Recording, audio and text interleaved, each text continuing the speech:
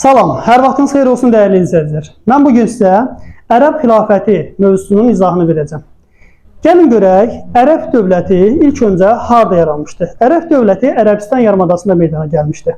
Bəs ərəblərin İslamdan əvvəlki vəziyyəti necə olmuşdu? Gəlin ümumiyyətlə Ərəbistan yarımadasını təxmini olaraq qeyd etmişəm. Təbii ki, təkcə Ərəbistan yarımadasını burada qeyd etmişəm. Və bunlar ərəblərin yaşadığı bölgə olub. Ərəblər İslamdan öncə harada yaşayıblar və hansı ərazilər münbit olub, yəni hansı ərazilər isə əkinçilik üçün yararsız olub. Gəlin ona baxaq ilk növbədə. Ərəbistan yarımadasında həm cənubu, yəni aşağı hissəsi, həm qərb hissəsi, bu tərəflər, həm şərq hissəsi əkinçilik üçün yararlı olub. Amma şimal və mərkəz hissədə isə belə deyək də daha çox səhralıq olub. Buna görə də burada əsasən bədəvilər yaşayıb. Bədəvi köçəri həyat tərzi sürən insanlara deyilirdi, bədəvilər. Və köçəri həyat tərzi sürürdülər. Onlar, nə bilim, belə deyək də, dəvədən istifadə edirdilər, atdan istifadə edirdilər və eyni zamanda dəvəni səhra gəmisi adlandırırdılar. Deməli, nəyi səhra gəmisi adlandırırlar bədəvilər? Dəvəni səhra gəmisi adlandırırdılar. Məkkədə yaşayan ərəblər bütpərəst olublar. Amma təkcə bütpərəst yox, əhalinin çox hissəsi bütpərəst olub. Eyni zamanda Ərəbistan yarımadasında ərəblərin bəziləri də həm xristiyan, həm yəhudi, həm də belə deyək də zərdüşt olublar. Amma əhalinin çox hissəsi bütpərəst olub. Bunlar yəni İslamdan əvvəl ərəblərin yaşayış tərzidir ki, izah edirik. Və buradakı nəslin adı isə Qureyşilər nəsli olub. Daha sonra 6-cı əsrdə ərəblərdə nə siyasi cəhətdən birlik olub, nə də belə deyək də dini cəhətdən birlik olub. Yəni siyasi və dini cəhətdən birlik olmadığına görə qonşu dövlətlər asan şəkildə ərəblərə müdaxilə edə biliblər. 6-cı əsrdə Bizans və Sasani ərəblərin ticarət məskənlərini ələ keçirmək istəyiblər. Və bunlardan ən əsası isə Yəmən olub. Yəni, Bizans və Sasaninin 6-cı əsrdə məqsədi məhz ərəblərin ticarət şəhərlərini, xüsusilə də Yəməni ələ keçirmək olub. Əhali isə nə edib? Əhali artıq düşmənə qarşı vahid şəkildə birləşməyin lazım olduğunu bilib, bir də ki, cənubdan şimala doğru bir çox əhali köç edib. 610-cu ildə bu arada Məhəmməd Peyğəmbər 570-ci ildə dünyaya gəlib və 632-ci ilə qədər yaşayıb Məhəmməd Peyğəmbər. 610-cu ildə Məhəmməd Peyğəmbərə 40 yaşında Hira mağarasında Peyğəmbərlik verib. Və 3 il sonra Məhəmməd Peyğəmbər gəlir Məkkə şəhərinə, burada İslam dinini yaymağa başlayır. Təbii ki, Məhəmməd Peyğəmbərə burada qarşı çıxanlar vardı. Çünki bütpərəstlər idi. Məkkənin də bütlərdən ibarət bir ərazisi, yeri var idi ki, bu Kəbə adlanırdı. Kəbə bütlərdən ibarət idi. Vaxt gələcək Məhəmməd Peyğəmbər Kəbəni bütlərdən təmizləyəcək və İslam ocağına çevirəcək. Gəlin görək bu hadisə necə olur. Amma Məhəmməd Peyğəmbər Məkkədə təqiblərlə qarşılaşır. Yəni, Məhəmməd Peyğəmbəri Məkkədə sıxışdırırlar. Nəticədə Məhəmməd Peyğəmbər də 622-ci ildə nə edəcək? Məkkə şəhərindən köçəcək hara? Mədinəyə, yəni Yəsribə. Yəsribə köçəcək və bu köçlə də Yəsrib adlanacaq nə? Mədinə adlanacaq. Və tarixdə Hicri tarixin əsası qoyulur. Hicri təqvimin əsası qoyulur. 622-ci ildə Məhəmməd Peyğəmbərin Məkkədən Mədinə şəhərinə köç etməsi ilə, bir şəhərdən digər şəhərə köç etməsi ilə Yəsrib Mədinə adlanacaq. Yəni Peyğəmbər şəhəri adlanacaq və tarixdə Hicri təqviminin əsası qoyulacaq. Daha sonra təbii ki, Mədinədə olan bütün müsəlmanların başçısı kim olacaq? Məhəmməd Peyğəmbər olacaq. Daha sonra 624-cü ildə Bədir döyüşü baş verəcək. Kimlər arasında Bədir döyüşü baş verəcək? Məkkəlilərlə Mədinəlilər arasında. Yəni, Məkkədə olanlarla Mədinədə olan müsəlmanlar arasında. Məkkəlilərlə Mədinələr arasında baş verəcək və Mədinələr qalib gələcək. Məkkəlilər isə 624-də Bədr döyüşündə məğlub olacaqlar. 630-cu ildə isə bunlar müqavilə bağlayacaqlar. Və bu müqavilə nəticəsində 630-cu ildə tarixdə Ərəb dövləti meydana gələcək. Məhəmməd Peyğəmbər 630-cu ildə Ərəb dövlətini neyir? Uşaqlar yaradır. 630-da yaranmış dövlət nə vaxt sübut edəcək? Gəl elə burada yazaq. Ərəb dövləti 630-dan 1258-ci ilə qədər mövcud olur. Məhəmməd Peyğəmbər gəlin görək neçə il Ərəb dövlətinin başçısı olur? 2 il. 630-dan 632-yə qədər Məhəmməd Peyğəmbər olur. Dövlətin başçısı 632-ci ildən 661-ə qədər ilk xəlifələr dövrü. Xəlifələr dövrü. Daha sonra elə gəlin bunları ardıcıl yazaq və xüsusiyyətlərini aşağıda qeyd eləyək. Daha sonra Əməvilər gələcək. Əməvilər sülaləsi 661-dən 750-yə qədər. Daha sonra isə Abbasilər gələcək. Abbasilər. Bəli, 750-ci ildən 1258-ci ilə qədər Abbasilər olur. Deməli, Məhəmməd Peyğəmbərin dövrü 630-dan 32-yə, ilk xəlifələrin dövrü 632-dən 661-ə, Əməvilər 661-750, Abbasilər isə 750-1258. Gəlin indi görək ilk xəlifələrin dövründə nə baş verib? Əməvilərdə və Abbasilərdə. İlk xəlifələrin dövründə ilk olaraq 4 xəlifənin adını qeyd eləməliyik. Əbu Bəkir, Ömər, Osman, Əli. Baxın uşaqlar, yadda saxlamaq üçün ə ilə başlayır, ə ilə bitir. Bu bir ipucumuz. Ortada da ö, o, dodaqlanan sahitlərdə yəqin ki, düzdürmü? Bəli, dodaqlanan sahitlər işlədilir. Əbu Bəkir deyən kimi, yəni ondan sonra əlini götürməyin. Digər əni ən axıra atarsınız. Ö ilə də onu da ortaya atırsınız. Beləliklə ardıcıllıq tamamlanır. Əbu Bəkir, Ömər, Osman, Əli. Gəlin görək bu 4 xəlifənin və Məhəmməd Peyğəmbərin dövründə nələr baş verir? İlk xəlifələrin dövrü adlanır Rəşidi xəlifələr dövrü. Yəni sizdən Rəşidi xəlifələr soruşanda Rəşidi xəlifələr götürəcəksiniz ilk xəlifələrin dövrü. Bizansda müharibə aparılır.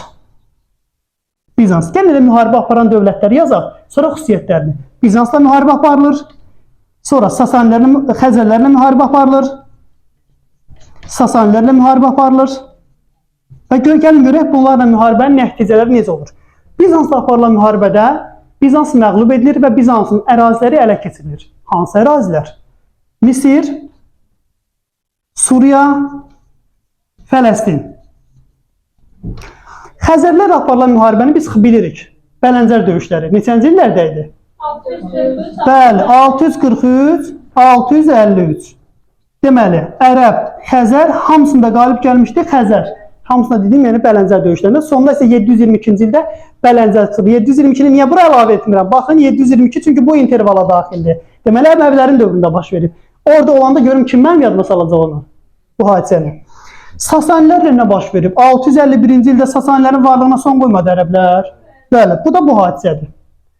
Daha sonra ilk xəlifələrin dövründə bütün Ərəbistan yarımadasının fəthi başa çatdırılır. Yəni qırağa çıxmırlar. Necə qırağa çıxmırlar? Yəni demirəm bütün Şimali Afrikanın fəthi başa çatdırılıb. Çünki Şimali Afrikanın bütün Şimali Afrikanın fəthi Əməvilərin dövründə baş çatdırılıb. Deyirəm ki, Ərəbistan yarımadasının fəthi, yəni ilk öncə buranı bitiriblər ki, sonra çıxsınlar qırağa getsinlər.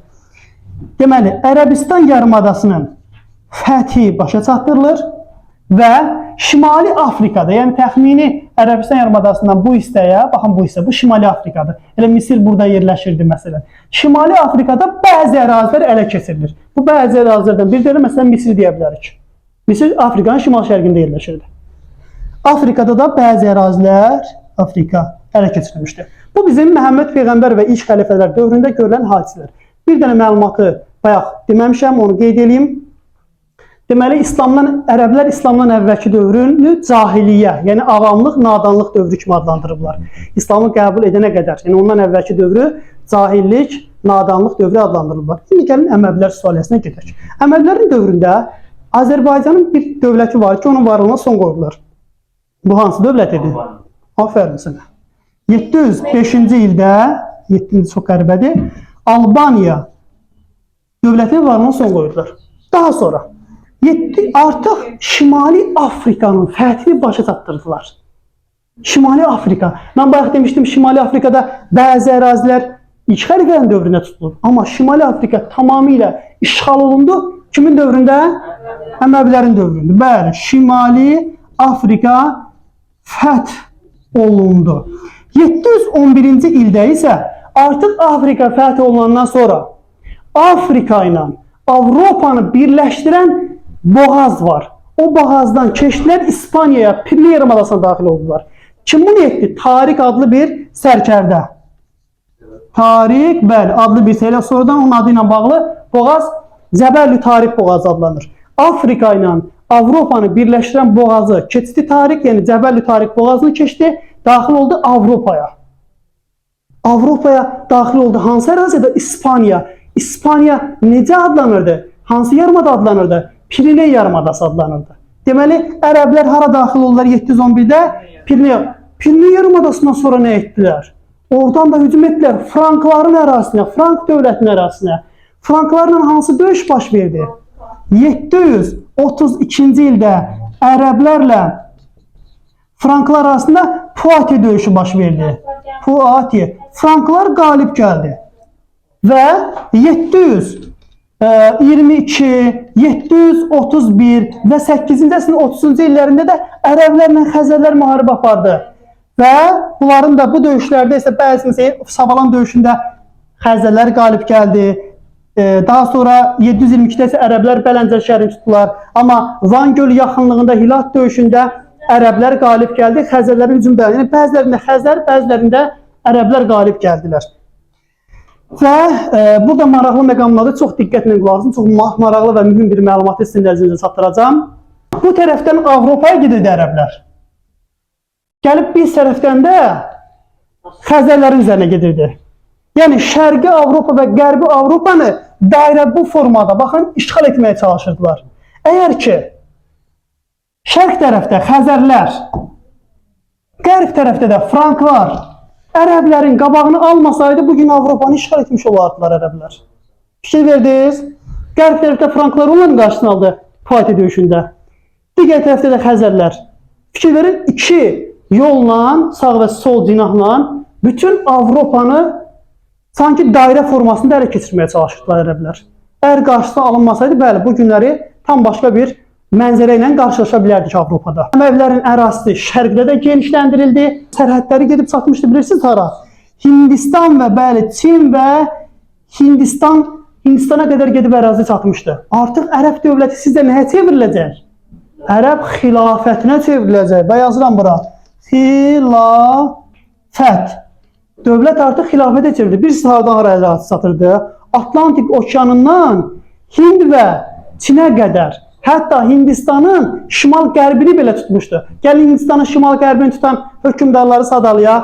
Bəli, Axunlarda Mihraqu, İskəndər, Ərəblərdə Əməvilər, Mahmud Qəznəli və digərləri Hindistanın şimal-qərbini tutmuşdular. Düzdürmü? Və son olaraq dediyim bəli. Son olaraq Əməvilər haqqında bunu deyim ki, Əməvilərin siyasətində bir səhvlik oldu. Onlar İslamı qəbul edən, amma ərəb olmayanlara qarşı başqa cür münasibət bəslədilər. Yəni ayrı seçkilik etdilər. Bəli, ərəb olmayanlara qarşı ayrı seçkilik etdilər. Bu da nəyə səbəb olacaq? Üsyanlara. Və bu üsyanlardan biri hansıydı? 750-ci ildə baş vermiş, bəli, Əbu Müslüm üsyanı idi. Əbu Müslüm üsyan qaldırdı 750-də və sülalə dəyişkənliyi baş verdi. Əməvilər getdi, hakimiyyətə Abbaslar gəldi, amma lakin fərq. Bayaq demişdim, İspaniyaya gedib çıxmışlar Pirene yarımadasına. Həmin o Pirene yarımadasında olan ərəb Əməvilər Abbasların hakimiyyətini qəbul etmədilər. Və nəticədə nə yaratdılar? Qordova xilafətini yaratdılar. Ayrıca, bu da nə deməkdir? Ərəbin parçalanması deməkdir, düzdürmü? Ərəb artıq parçalanırdı. Başlanğıcı qoyulmuşdur. Bəli, ayrıca Qordova xilafətini yaratdılar. Amma Abbasilər də təbii ki, digər ərazilərdə öz hakimiyyətini 750-dən 1258-ə qədər davam etmişdir. Abbasilərin hakimiyyət illərinə gəlin nəzər salaq. 751-də bir döyüş baş verir. 751-də Talas döyüşü. Talas kimlər arasında? Çinlə Ərəb. Qalib gəldi Ərəb. Çin Mərkəzi Asiyadan çəkildi. Biz bunu Uyğur dövlətində xatırlayırıq. Mərkəzi Asiyaya kim sahib oldu? Uyğur. Əla, Uyğur qazandı. Durduğu yerdə. Çin Mərkəzi Asiyadan çəkildi deyə Mərkəzi Asiyanı Uyğurlar götürdü. 762-ci ildə paytaxt köçürülür hara? Bağdada. İndi Bağdad. Yeri gəlmişkən paytaxtları qeyd edək. Məkkə, Mədinə ilk xəlifələrin dövründə olub. Mədinə. Baxın, Məkkə, Mədinə ilk xəlifələrin dövründə. Dəməşq şəhəri. Dəməşq şəhəri olub Əməvilərin dövründə. Bağdad olub kimlərin dövründə? Abbasilərin. Nə vaxt? 7. Artıq biz bundan sonra deyə bilərik Bağdad xilafəti. Bağdad xilafəti deyə bilərik. Abbasilərin dövründə Azərbaycanda bir üsyan baş verdi ərəblərə qarşı. Xürrəmilər üsyanı neçənci illərdə idi? Bəli, 837-ci illərdə Xürrəmilər üsyanı. Xürrəmlər üsyanı düzdür, sonunda yatırıldı, amma nəticəsiz qalmadı. Ərəb xilafətini kökündən sarsıtdı və Ərəb xilafəti yavaş-yavaş parçalanmağa başladı. Artıq 9-cu əsrdə Ərəb xilafəti parçalanmağa başladı.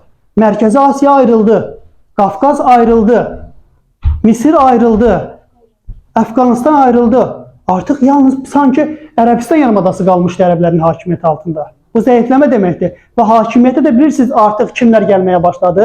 Əsasən dövlət idarələrində və hərbi xidmətdə türklər. Türklər artıq ön plan. Məsələn, bunlardan türk sərkərdələrdən biri də Əbüsat Divdad idi. Sadilərin sülaləsinin banisi. Afşin belə deyək də sülaləsindən olan Əbüsat Divdad idi. Əbüsat Divdad o məşhur türk sərkərdəsi idi ki, artıq yavaş-yavaş hakimiyyəti ərəblərdə ələ almağa başlamışdı. Bu artıq ərəb dövlətinin zəifləməsi deməkdir. Və 1055-ci ildə Səlcuq hökmdarı 1-ci Toğrul, Səlcuq 1-ci Toğrul.